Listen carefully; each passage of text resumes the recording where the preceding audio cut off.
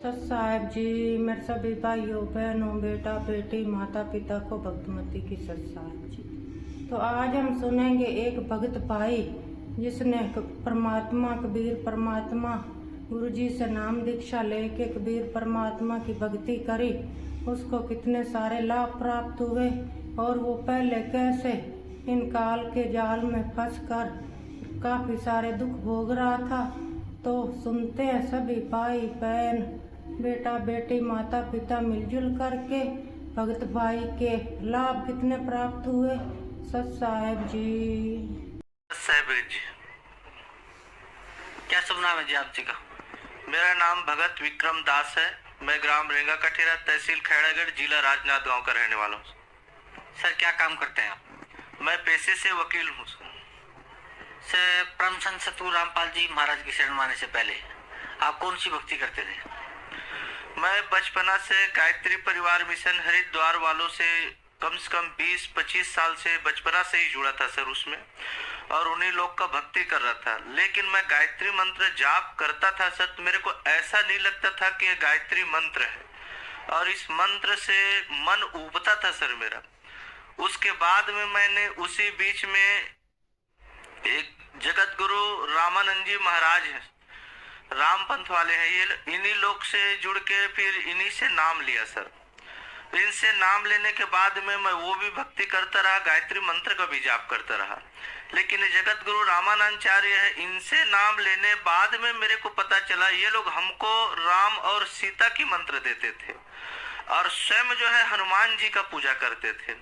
ये जानने के बाद में मेरे लगा जब हमको भी मोक्ष पाना है और उसको भी मोक्ष पाना है, और ये हनुमान जी का पाठ कर रहे हैं, हम जो को राम और सीता की दे रहे हैं, तो ये तो भक्ति भी समानता नहीं है, एकता नहीं है, और इस भक्ति से कल्याण होने वाला नहीं है।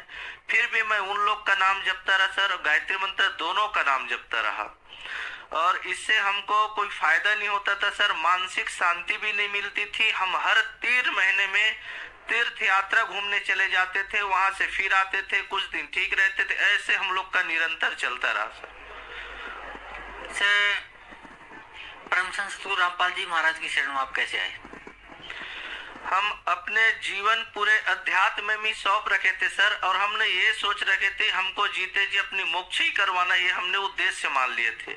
इसी बीच हम लोग टीवी अध्यात्म चैनल जितने भी चलते थे, इस चैनल में हम जितना रामायण देते थे, भागवत देते थे, शिव पुराण देते थे, और अन्य जितने अध्यात्म कथा देते थे, उसको हम टाइम बाय टाइम रेगुलर घर में बैठ के देखते थे सर टीवी से।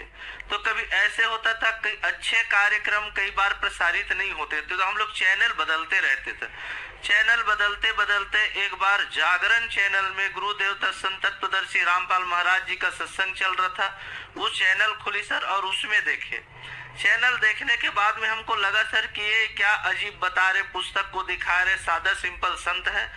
फिर संत देखे, एक दिन देखे, 2 दिन देखे, तीसरे दिन देखे सर, फिर उसने बताया कि ये ब्रह्मा विष्णु नासवान है। हम इतने बाद हमको पसंद नहीं आया सर, क्योंकि हम भी ब्रह्मा विष्णु महेश का ही पूजा करते थे। बाद में हम लोग नहीं देखना चाहते थे, फिर भी मन ऐसे खींच लेते थे कि उसी चैनल को ही हम लोग फिर चालू करते थे। बाद में फिर देखना शुरू किया, सारी ग्रंथ में प्रमाण देखा, सब देखा, तो हमने सोचा है गायत्री परिवार वालों का जो मंत्र दिखाया सर जी, उसमें हमको 100% विश्वास हुई कि इसको मंत्र मान के हम जप रहे हैं।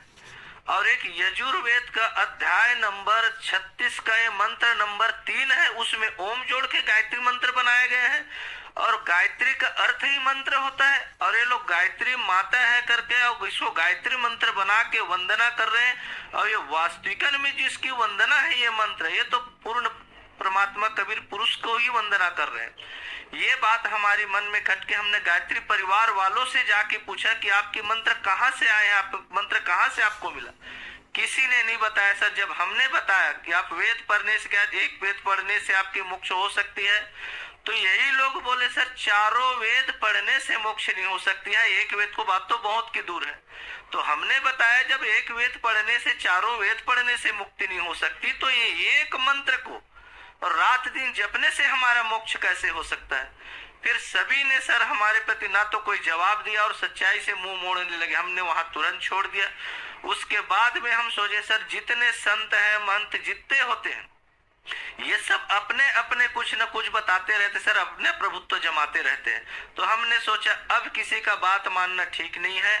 हमने सारी चारों वेद, देवी भागवत, गीता, कबीर सागर और 18 पुराण और जितने अध्यात्म में सारी ग्रंथ सर हमने खुद खरीदे और 1 साल तक हमने वकालत बंद करके अपने घर में निरंतर इन सब का अध्ययन किए और गुरु जी का जितने भी सत्संग आते थे सब बैठ के सुन के पूरे उसमें मिलाते सर। तो अंत में हमने देखे ये सारी गुरु, सारी पंथ, ये तो सब पूरे कोरे कागज कबाड़ कचड़े भरे, किसी का पास ना तो मंत्र है ना तो ज्ञान है। ये सब झूठे पब्लिक और भक्त समाज को भ्रमित करे हुए रखे हैं सर, इसके पास कोई ज्ञान नहीं है। हमने उसी दिन हमें आत्म पश्चाताप हुई सर, और हमें सोचे कि हे परमात्मा आप अगर हो तो हमको किसी तरह शरण मिलो। हमने इतनी जिंदगी भक्ति करके अपनी सत्यानाश कर दिए। उसके बाद में टीवी फ्लैश में देखे सर कि कार्यक्रम है, अपने एड्रेस नोट किए और तुरंत वह आके परमपिता परमात्मा जगत गुरु तत्वदर्शी रामपाल से नाम उपदेश लिए सर।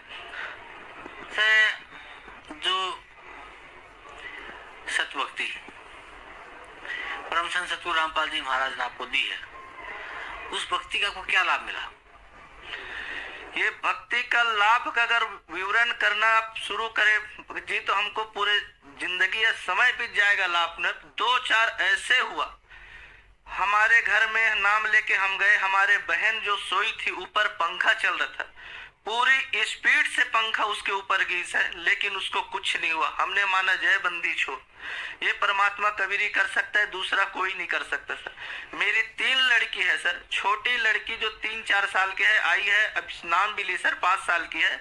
उसने दूध पीने लिए कि मेरी माँ को, जो सर उसकी दादी है, उसके जिद की कि मैं दूध पीऊंगी, तो दूध हम लोग सिक्का जो बांध के रस्सी में लटकाए रखते सर, उसमें दूध था, तो गिलास में निकाले, 1 कप निकाल के उसको दिए। बच्ची बोले नहीं हमको और चाहिए। इतने में बच्ची रोने लगे, हम मनाए सर, माने नहीं बच्ची। तो फिर मैं बोला माँ को दे दो, माँ करो निकाल। फिर माँ ने जब निकाली सर तो दूध में छिपकली मरा हुआ निकला सर। मतलब जय बंदी छोड़िए, परमात्मा कबीर परमात्मा की कृपा सर, जो दूध में पता चल गया वो निकल गया सर। छिपकली पीने के बाद, जहर पीने के बाद में बच्ची तो फिर भगवान ही मालिक था सर।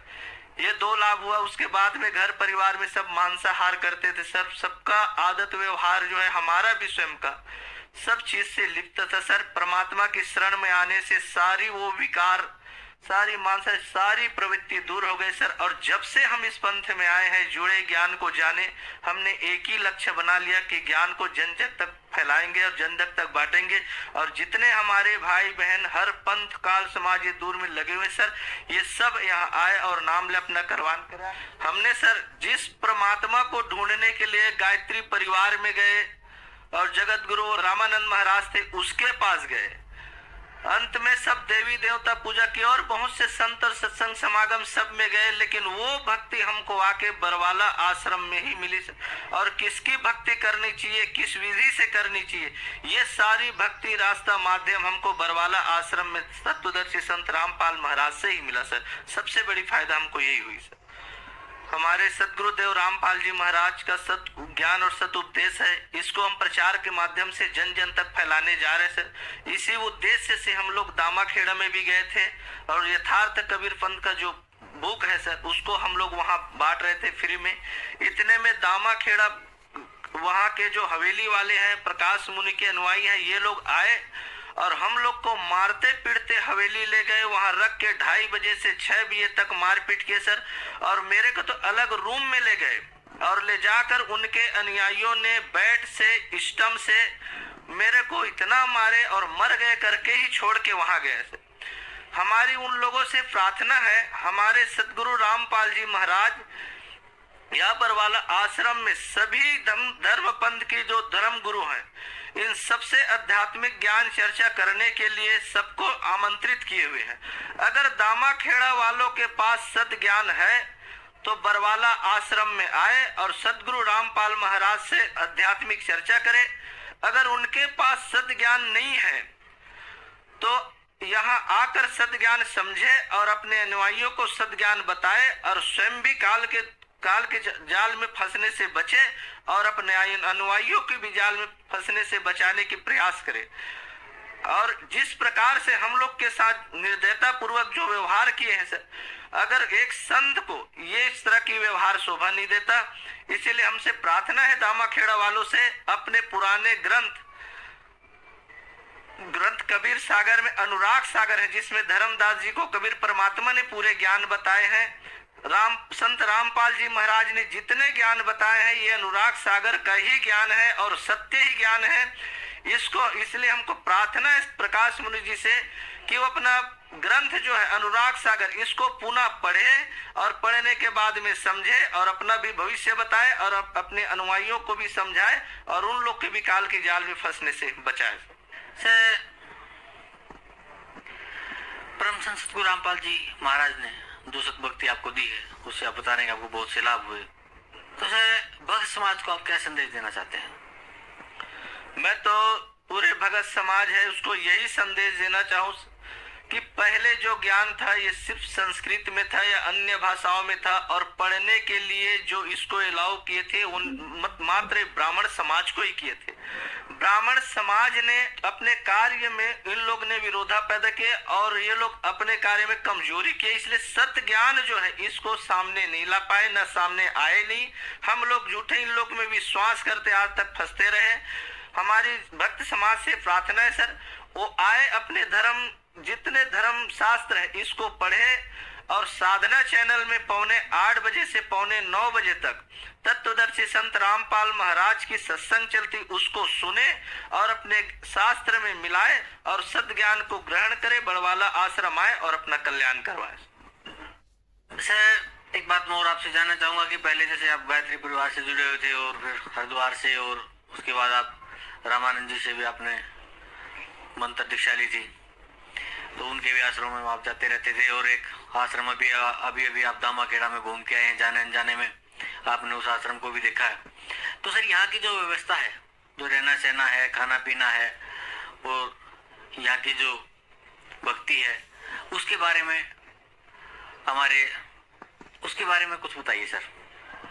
हमने जितने आश्रम पहले गए और देखे, ना तो इस आश्रम में सद्भक्ति है और ना कि यहाँ की व्यवस्था है।